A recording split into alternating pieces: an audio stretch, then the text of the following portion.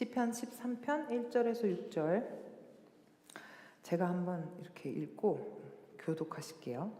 여호와여, 어느 때까지니까 나를 영영히 잊으시나이까? 주의 얼굴을 내게서 숨기시겠나이까?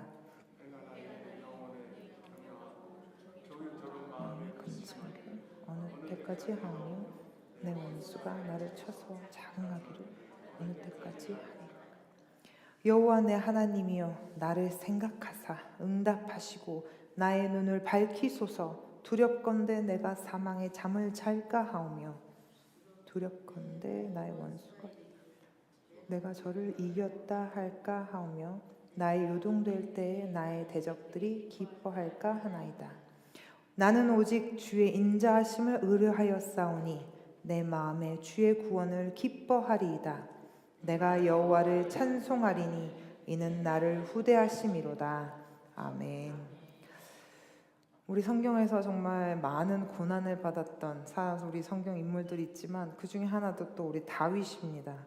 이 다윗은 정말 많은 고난 가운데, 어려움 가운데 그 인생을 살았던 사람이고, 그래서 그런지 시편에 있는 모든 말씀들이 그 다윗의 노래이고 기도이고 또 그 하나님을 붙잡는 그런 방법 중에 하나로 우리 다윗을 노래하고 찬양하고 또 예배하였던 모습들을 우리가 시편 150편을 보면서 우리가 더 보고 배울 수 있습니다.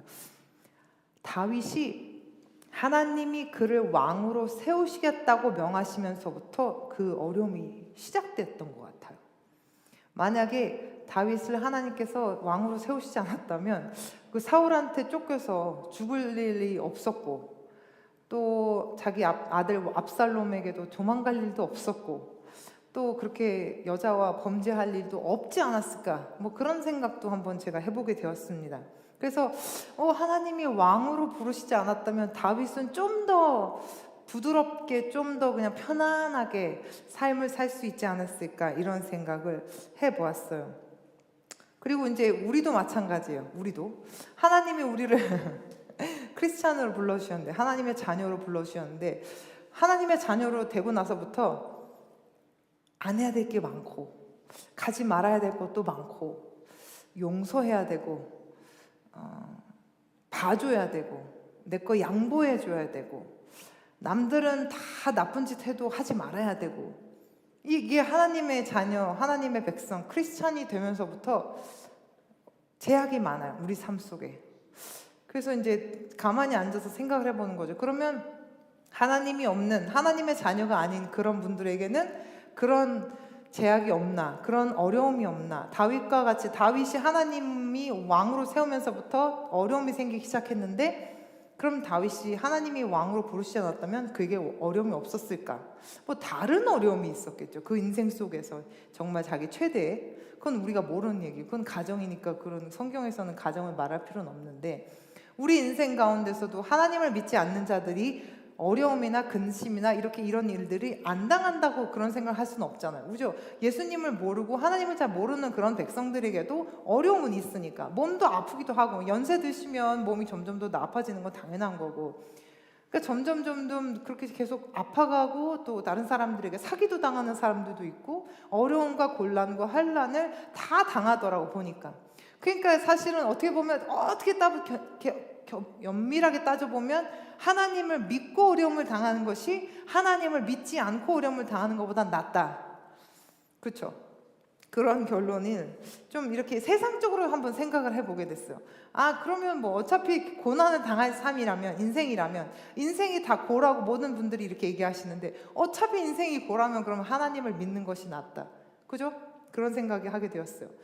근데 이제 그러면 다윗이 이렇게 어려움을 겪으면서도 또 막 시편을 짓고 끝까지 하나님을 그럼 끝까지 붙잡았던 이유를 어떻게 우리가 해석을 할 수 있는가? 욥이 그렇게 고난을 받으면서도 정말 와이프가 하나님을 저주하고 죽어라 막 이런 얘기 하면서까지도 자기 부인이 떠나가면서도 그런 얘기 한 것처럼, 욥도 하나님이 주시는 그 고난을 모두 다 통과하고 하나님이 결국에는 하나님이 다시는 채워주시긴 했지만, 그 고난의 시간이, 그 어려움의 시간이 많았잖아요. 그 욥기를 보면 끝까지 다 그냥 하나님이 주시는 그 고난과 그 어려움의 순간들이잖아요. 그러니까 하나님이 주시는, 하나님의 백성이라고 삼으시는 자들에게 고난이 없는 것이 아닌데 다 있죠. 우리도 고난이, 정말 주님을 사모하고 주님 앞에 정말 사랑받았던 다윗에게도 고난이 있었고, 그런 하나님의 의인이라고 말했던 아브라함에게도 고난이 있었고, 그럼 다 그렇게 고난이 있었다는 것을 우리가 볼 수 있는데, 오늘은 어떤 모습에 더 집중을 하냐면, 우리가 다윗의 모습 중에서 오늘 읽으신 시편 13편의 말씀 같은 경우는 하나님 어찌 때까지, 어느 때까지입니까? 어느 때까지 주의 얼굴을 내게서 숨기시겠습니까? 라는 질문을 한단 말이에요. 그러니까 어느 거냐면, 이게 지금 나는 너무 고통스럽고 너무 아픈데, 너무 힘든 가운데 있는데 하나님이 응답을 안 하시는 거예요. 하나님, 주의 얼굴을 내게서 숨기십니까? 언제까지 내가 기다립니까? 여기에 보면, 오늘 본문에 보면 아시겠지만, 하나님 정말 나에게 응답해 주소서. 내가 아프고 넘어지고 하니까 나의 적들이 저것 봐라, 하나님 믿더니 저렇게 됐다라고 자긍하면서 나에게 이르지 않겠습니까? 이렇게 막 하나님한테 토로하고 있는 거예요. 사실 이게 노래라고 하기에도 너무 그래, 가사가. 하나님한테 하나님 언제까지 나를 이렇게 두시겠습니까? 혼자 두시겠습니까? 어느 때까지 그 얼굴을 내게서 숨기시겠습니까? 하나님 언제부터 내 원수가 나를 쳐서 자긍하기를 언제까지 이렇게 내가 기다려야 하겠습니까? 막 4절까지는 계속 하나님한테 하나님께 울어가고 있는, 울면서 막 고백하고 있는 그런 시편의 본문 말씀이며 13절의 말씀이, 이렇게 다윗에게서도 하나님이 그 다윗의 고난 가운데 하나님이 침묵하시는 시간이 있었어요. 하나님의 침묵, 하사라는 silent, 침묵이라는 단어가 나오는데 하나님도 침묵하시는 분이십니다. 그러면 이렇게 다윗과 욥과 그렇게 하나님이 주신 이 성경 가운데 있는 모든 하나님이 만나 주신 그 의인들 가운데, 성경 인물들 가운데 정말 하나님이 주신 고난들이 다 있고, 그 고난 가운데 하나님의 침묵하심이, 하나님의 침묵이 그 사람들에게도 중간에 있었어요. 그래서 우리가 하나님 앞에 범죄하여야지만 하나님께서 우리에게 침묵하시는 것이 아니구나 라는 그런 생각을 제가 오늘 다윗을 통해서 다시 한번 해보게 되고, 그러면 하나님이 다윗에게 침묵하셨을 때 다윗은 어떻게 반응했으며, 그럼 우리가 그런 다윗의 반응을 우리가 배워야 되잖아요. 그러니까 하나님이 침묵하신 그 순간에 다윗이 어떻게 반응을 했는지, 그리고 하나님의 침묵을 우리가 어떻게 받아들여야 되는지, 우리가 그거에 대해서 한번 말씀을 나눠볼까 합니다.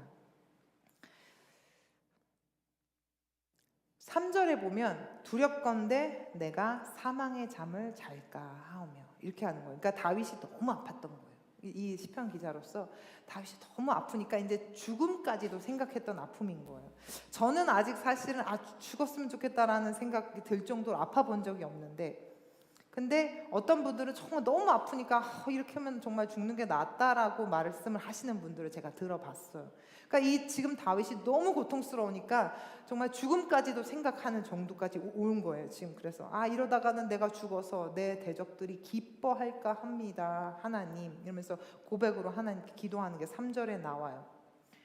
그래서 지금 하나님의 그 침묵 가운데, 또 우리가 그 하나님의 그 진리와 비진리 가운데서는 하나님이 침묵하시는 일이 별로 없는데, 하나님이 우리가 진리와 비진리 가운데서 막 고민할 때는 하나님이 확실한 길을 많이 보여주시는 경우가 많은데, 우리가 일상생활에서 만약에 지금처럼 다윗처럼 내 몸이 너무 아픈데 하나님이 내 기도를 받아주지 않아. 그러니까 나는 지금 여기가 너무 아파서 기도를 계속해. 하나님 나 좀 낫게 해주세요. 하나님 나 좀 낫게 해주세요. 하는데 하나님의 내 반응이 없어. 내 기도가 응답이 안 되고 있어. 낫질 않아. 그랬을 경우에는 어떻게 이거를 받아들여야 되냐 이거죠.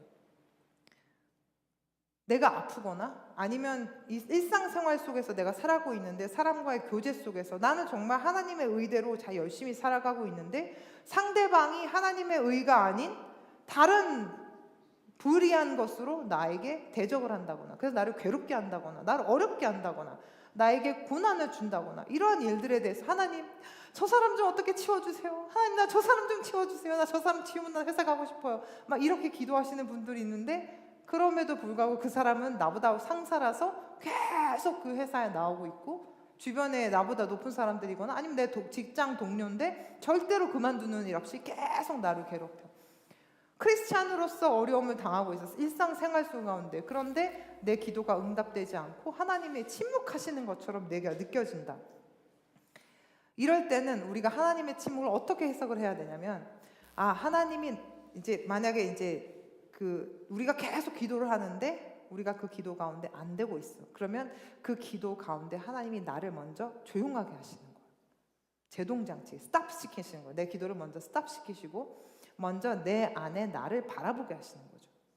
하나님께서 만약에 내가 막 기도를 하고 있는데 그 기도가 되지 않고 하나님께서 응답을 안 하시고 계시고 하나님께서 나를 피하고 계신가? 하나님이 안 계신가? 라는 생각이 들 정도로 내 기도가 응답되지 않고 있다면 그러면 내가 거기서 딱 내 기도를 스탑하고 하나님 내 마음속에 내 기도를 다시 한번 점검해 볼 수 있는 그리고 내 자신을 점검해 볼 수 있는 내가 지금 올바르게 기도를 하고 있는가? 아니면 내가 지금 내 생활 속에서 지금 어떠한 것을 놓고 기도를 하고 있는가? 내가 저 사람 치워달라고 기도하기 전에 내가 무슨 부분 중에서 하나님이 보시기에 아름답지 못했던 부분들이 있었던 것 아닌가? 그러니까 하나님이 먼저 말씀을 안 하셨기 때문에 나도 이제 스탑하는 거예요. 나도 이제 하나님의 말씀이 없으시니까 나도 일단 내 기도를 멈추고 내 하는 일을 멈추고 내가 생각했던 것들을 멈추고 내 계획들을 멈추고 모든 것들을 멈춘 상태에서 하나님께 집중하고 나에게 집중하고 그런 하나님께서 하나님의 그 침묵 가운데 나에게 제동을 딱 스탑을 시켜주시는 거예요. 브레이크를 딱 걸어주셔서 하나님이 내 안의 것을 다 바라보게 하시고 집중하게 하시고 더 깊이 바라보게 하시고 하나님 제 기도가 잘못됐나요? 아니면 제 기도가 나를 위한 기도인가요? 다른 사람 상대방을 향한 기도는 아니었나요? 다시 생각해 보게 되고 내가 저 사람과의 관계 속에 아니면 하나님 내가 아픈데 이렇게 죽을 만큼 아픈데 내가 이렇게 아프게 했던 내 몸을 내가 혹사시켰던 이유가 있을까요? 이렇게 아프면 사실 생각해 보게 되잖아요. 내가 왜 이렇게 아프지? 내가 너무 많이 먹었구나. 아니면 감기가 걸렸다 그러면 내가 감기를 조심하지 않았구나. 이런 한 번 더 내 속의 것을 나를 한번 되돌아보게 하시고 하나님께 다시 한번 집중해서 하나님이 원하시는 그 기도가 무엇인지 다시 한번 나를 바라보게 하시는 것이 하나님의 그 침묵 가운데 있습니다. 그래서 제가 하나님의 침묵은 하나님의 말씀이다 라는 표현을 했어요. 하나님이 침묵하시는 것 같지만 하나님이 일단 침묵하시는 것으로 인해서 하나님이 나에게 말씀하고 계세요. 하나님의 침묵이 silent이라는 게 딱 입을 닫았다는 것이지만 하나님이 떠나 계신다는 건 아니거든요. 근데 우리가 가끔 착각할 때가 있어요. 하나님을 침묵하시니까 하나님은 안 계시구나라고 우리가 결론을 내어버릴 때가 있지만 하나님이 침묵하신다고 해서 하나님이 계시지 않는 것이나 하나님이 내 기도에 응답하시지 않는 것이 아니라 하나님께서는 거기 계시고 하나님 그 자리에 계시고 다만 나를 위하여 기다리고 계시고 나를 딱 위해서 입을 닫고 하나님께서 말씀을 멈추시고 나를 기다리고 계시는 하나님. 그래서 하나님의 침묵은 하나님의 말씀입니다. 내가 분주했던 것을 다시 내려놓게 하시고 제가 그런 말을 굉장히 깊이 제가 받았는데 급한 것과 중요한 것을 구분할 줄 아는 사람. 그래서 아침에 딱 일어났는데 하나님의 말씀을 읽기로 했으면 하나님의 말씀을 딱 읽어야 되는데 내가 지금 늦었어. 그래서 급하게 나가는 게 중요해. 이렇게 생각을 해버리고 하나님의 말씀을 놓치게 되면 중요한 것을 급한 거 뒤로 넣어버리는 거예요. 급한 걸 먼저 해버리게 되는 거죠. 중요한 게 먼저 해야 되는데 우리의 프라이어티가 중요한 게 먼저 하나님 앞에 내가 중요하다고 생각했던 모든 부분들을 먼저 시작을 했어야 되는데 이게 급하다고 생각하니까 그냥 그것을 해치워버리는 하나님 앞에서 중요한 것과 급한 것을 구분할 줄 알고 하나님 앞에 중요한 것을 먼저 그 아젠다를 먼저 해낼 수 있는 우리가 되길 원하고 그렇게 먼저 주님과 계속적으로 소통하게 하시는 그 하나님의 말씀이 하나님의 침묵. 하나님의 침묵은 하나님의 또 다른 말씀입니다. 또 하나님의 침묵은 더 깊은 믿음의 자리로 더 더 신뢰하는 하나님의 그 신뢰를 더 할 수 있는 그 자리로 나아가게 하는데, 하나님이 아브라함에게, 우리 잘 아시는 얘기, 아브라함에게 이삭을 약속하시는, 내가 너로 복되게 하리라, 창대케 하리라, 이런 말씀 해주시고 나서 25년 동안 하나님은 사실 침묵하셨잖아요. 하나님은 침묵하신 거예요. 25년 동안 아들을 주시지 않았으니까 내가 너한테 큰 민족을 이루게 하리라 라고 말씀하셨는데 25년 동안 사실 아이는 없었어요. 그러면 하나님의 침묵이란 말이에요. 그러면 하나님이 침묵하시는 그 시간 동안 아브라함은 사실은 여러 가지 방향을 많이 간구했어요. 방법을 모색했어요. 그죠? 이스마엘을 낳기도 했잖아요. 그러니까 온전히 하나님의 그 침묵 가운데는 하나님을 신뢰하고 기다릴 줄 아는 우리가 하나님을 더 신뢰할 수 있는 그 믿음을 더 가지게 하시길 원하는 하나님의 침묵은 그런 우리의 깊은 믿음으로 인도하는 방법입니다.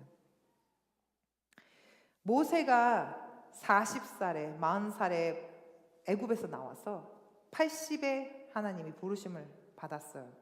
그 40년 동안 광야에서 모세는 하나님의 음성을 듣지 못한 거예요. 그러니까 갑자기 호렙산에서 광야에서 이렇게 신광야에서 갑자기 모세여 하고 나니까 모세가 놀랬잖아요. 그래서 보낼 만한 자를 보내소서. 막 이 모세가 40년 동안 그 하나님의 침묵에 너무 익숙해져서 하나님의 그 말씀하시는 그 말씀에 듣고 깜짝 놀랐어요.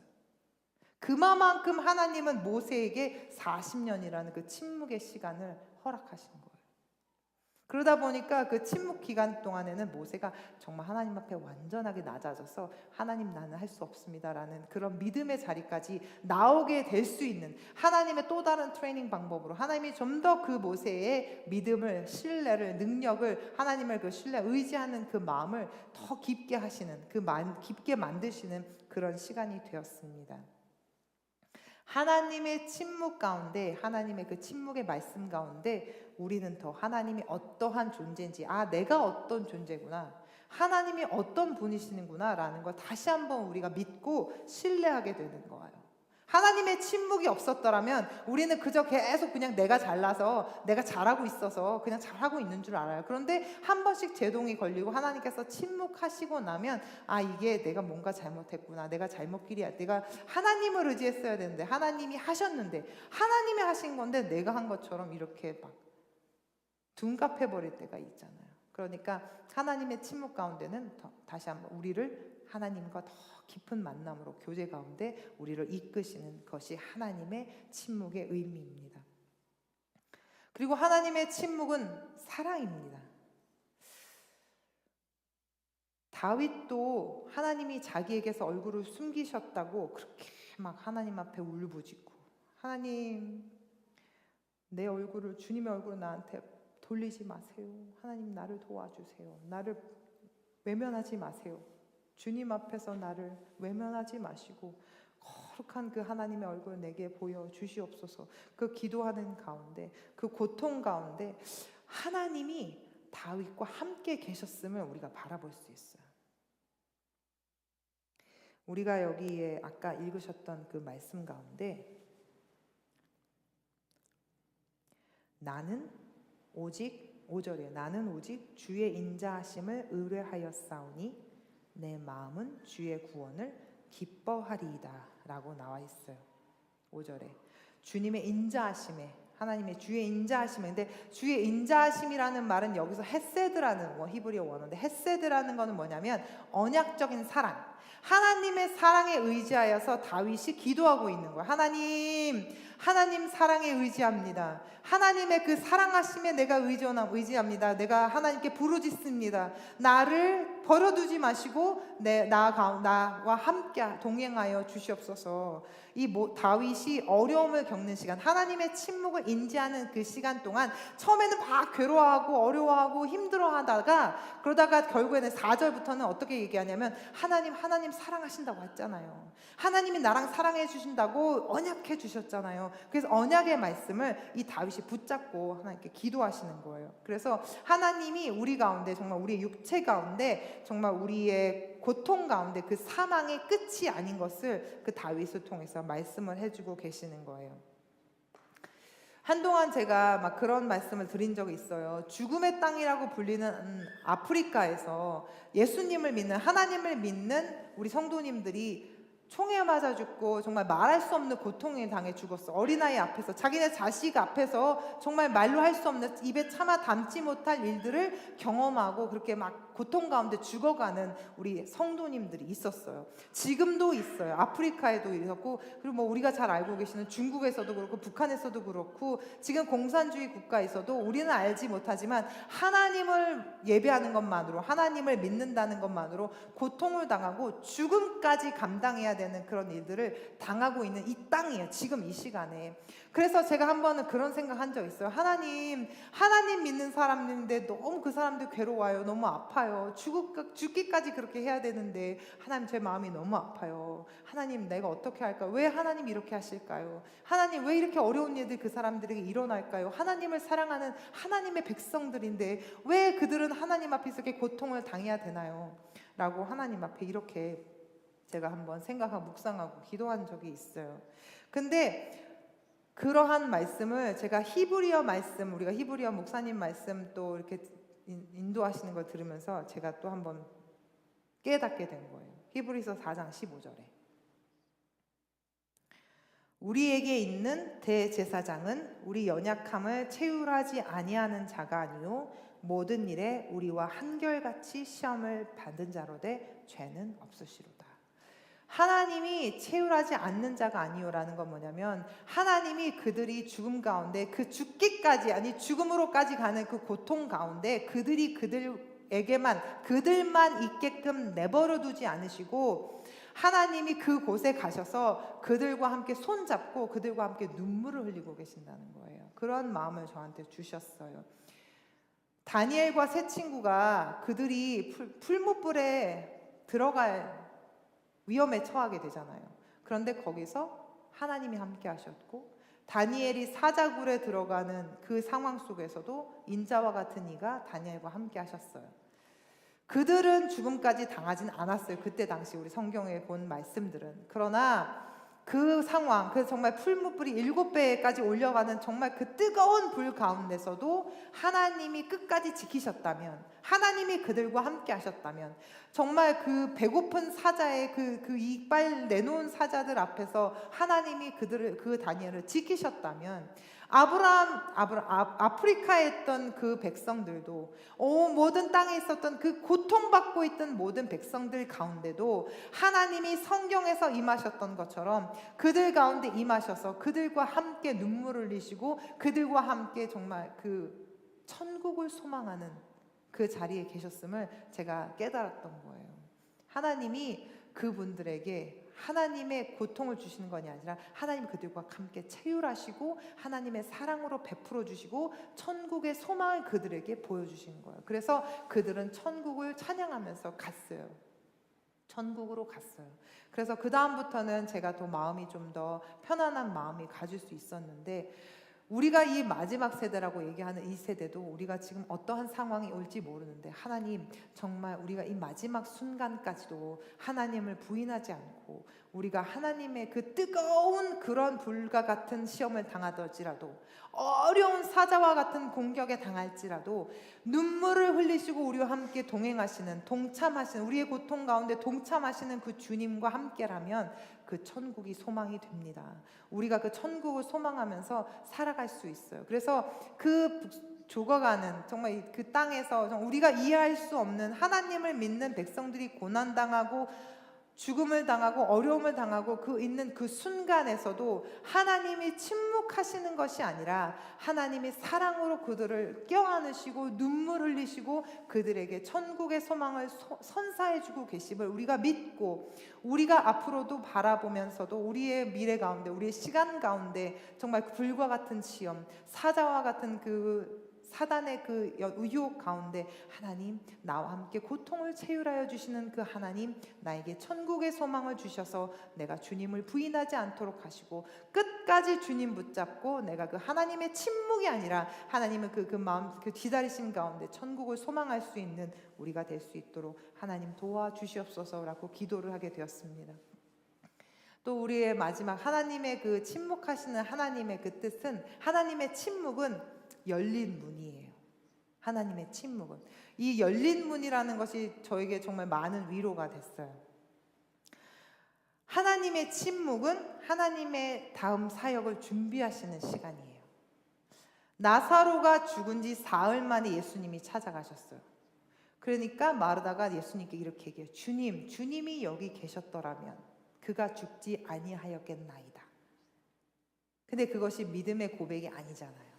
주님이 거기 계시든, 주님이 지금 오셨든, 주님이 나중에 오셨든, 100일이 지나 200일이 지나 300일이 지나 온다 할지라도 주님이 거기 계시면 나사로는 살았을 것이라는 것이 바른 믿음인데, 이 마르다의 고백은 세계에서만, 이 땅에서만 보는 믿음, 예수님이었던 거예요. 그러나 예수님은 사실은 완전하신 주님인데, 그 완전하신 주님, 창조주인 주님을 바라보지 못하고 주님이 여기 계셨더라면, 38년 된 병자도 고치신 주님인데 나흘 죽었다고, 100일 죽었다고 못 살리시겠냐고요. 그런데 살리실 수 있어요. 그런데 4일 동안 일부러 예수님은 기다리셨어요. 4일 동안은 나사로와 그 가족들에게, 그 친구들에게, 친척들에게 하나님, 예수 그리스도의 침묵의 시간이 되었었던 거예요. 그렇지만 예수님의 침묵 가운데 나타나셨어요. 나사로의 그 집에 나타나셨고, 우리가 그 다음 결과를 알잖아요. 어떻게 됐어요? 살아났잖아요. 부활했잖아요. 예수님의 침묵 뒤에는 열린 무덤 문이 열리듯이 예수님의 침묵은 열린 문입니다. 예수님이 십자가에 달리셔서 3일 동안 무덤에 계셨어요. 3일 동안 예수님은 침묵하셨어요. 그리고 3일 후에 예수님은 부활하셨어요. 열린 문으로. 예수님의 침묵이 열린 문이에요. 3일 동안 그쪽에서, 그 무덤에서 우리를 위하여서 부활하실 준비를 하고 계셨어요. 그리고 예수님이 첫 부활의 열매로 나타나셔서 우리에게 소망이 되시고 우리에게 능력이 되시는 주님으로 나타나시는 것이에요. 제자들은 예수님이 돌아가시고 나서, 십자가에서 돌아가시고 나서 그 부활을 신뢰하지 못하고, 그 침묵을 견디지 못하고 뿔뿔이 자기 집으로 돌아가 버렸어요. 그 3일의 그 시간 동안, 3일밖에 안 됐는데 다 돌아가 버렸어요. 그 예수님의 침묵 3일을 견디지 못한 거예요. 예수님의 침묵을 깨시고 3일 만에 부활하셨을 때 제자들에게 찾아가신 거예요. 그러니까 예수님의 제자들이 그 사역을 다 준비하는 가운데 예수님의 제자들에게 찾아가셔서 짜잔! 그때부터 제자들의 사역이 시작이 된 거예요. 예수님이 부활하시고 승천하시고 그 바톤을 넘겨받아서 제자들이 그 예수님의 그 사역, 열린 문을 통한 그 사역을 제자들이 이어받아서 제자들이 다 온 유대 땅, 사마리아 땅끝까지 나가서 예수님을 증거하는 그 하나님의 사역, 그 예수님의 사역을 열린 문을 통해서 물려받게 되었습니다. 말라기와 마태복음, 그 구약과 신약 성경 사이에는 400년이라는 하나님의 침묵의 시간이 있어요. 말라기 가운데 끝나고 하나님의 침묵이, 하나님의 말씀이 없었어요. 400년 동안. 하나님의 400년 동안 우리를 기다리게 하셨어요. 그런데 그 400년의 기다림 후에 예수님이 탄생하셨어요. 우리 예수 그리스도의 구속 사역이 시작되었어요. 물론 천지창조 태초부터 예수님의 사역은 정해져서 이렇게 쭉 오고 있었지만, 정말로 예수님께서 탄생하신 마태복음, 마가복음, 여기 사복음서를 통해서 우리가 예수님을 영접하는 그 정말 눈으로 목격한 그 일이 일어나기까지 400년의 시간 동안 하나님은 침묵하셨지만, 하나님의 침묵이 조용히 그냥 계셨던 것이 아니라 열린 문을 통하여 우리의 구속 사역을 준비하고 계셨고 우리를 천국으로 가게끔 준비를 하고 계셨던 거예요. 그래서 예수님의 초림을 준비하신 거예요. 하나님과의 교제 가운데, 내 삶 가운데 하나님께서 나에게 침묵하고 계시다라는 생각이 드시면, 그런 생각 가끔 들 때 있잖아요. 하나님이 왜 대답이 없으실까? 하나님이 내가 기도하는데 왜 이렇게 기도를 응답해 주시지 않을까? 이런 기도가 응답되지 않고 있을 때, 하나님, 저에게 하는 말이에요. 하나님, 제가 더 주님 신뢰하고 하나님의 말씀 붙잡고, 하나님이 나와 끝까지 함께 하신다는 그 언약적인 사랑, 그 사랑을 붙잡고, 그 주님 주신 말씀 붙잡고, 하나님 그 주님의 침묵 가운데 견디게 하시고, 그 다윗이 하나님의 사랑을 고백하며 하나님께 사랑을 간구하며 하나님께서 나에게 보응하시겠다라는 말씀을, 그런 말씀으로 고백하잖아요. 다윗이 그래요. 내가 여호와를 찬송하리니 이는 나를 후대함이니라. 하나님께서 나를 후대하실 것, 하나님께서 인자와 자비하심으로 나를 만나 주실 것을 우리가 믿고 우리가 그 가운데 있으면 하나님께서 정말 주님 나에게 후대하실 것을 믿습니다. 하나님이 다윗에게 나타나셨던 것처럼, 하나님이 다윗을 끝까지 붙잡으셔서 천국으로 데려가셨던 것처럼 하나님이 나를 붙잡으실 줄 믿습니다. 내가 그 언약을 붙잡고 다윗이 그랬던 것처럼 하나님을 믿고 하나님 말씀 붙잡고 하나님 앞에 다시 한번 우리가 나갈 수 있는 우리가 되기를 원해요. 이사야 49장 15절 함께 읽으실까요? 여인이 어찌 그 젖먹는 자식을 잊겠으며 자기 태에서 난 아들을 긍휼히 여기지 않겠느냐. 그들은 혹시 잊을지라도 나는 너를 잊지 아니할 것이니라. 그들이 혹시 너를 잃을지라도 나는 너를 잊지 않을 것이라. 이 말씀, 하나님이 나를 절대로 잊지 않으실 것, 하나님이 침묵하시는 가운데서도 나에게 말씀하시고, 하나님이 침묵이 곧 하나님의 그 언약적 사랑임을 그것을 기억하시고, 하나님의 침묵이 또 다른 하나님께서 열려주시는 열린 문임을 기억하시고, 하나님 나를 잊지 않으시는 하나님, 기쁨과 감사함과 찬송함으로 그 침묵의 시간을 견디실 수 있는 저와 우리 성도님들이 되시기를 간절히 소망합니다. 아멘. 우리 함께 기도하시기를 원하는데요. 하나님 정말 침묵 가운데 말씀하여 주셔서 감사합니다. 또 그 침묵 가운데 주님 나를 사랑하여 주시니 감사합니다. 그 침묵 가운데 하나님 나에게 열린 문을 준비하시니 하나님 감사합니다. 우리 그렇게 고백하시면서 하나님 내가 그 침묵 가운데 다윗이 그랬던 것처럼 주님 기억하며 주님을 고백할 수 있는, 끝까지 주님 놓지 않는 저희들 될 수 있도록 하나님 도와주시옵소서라고 함께 기도하시겠습니다.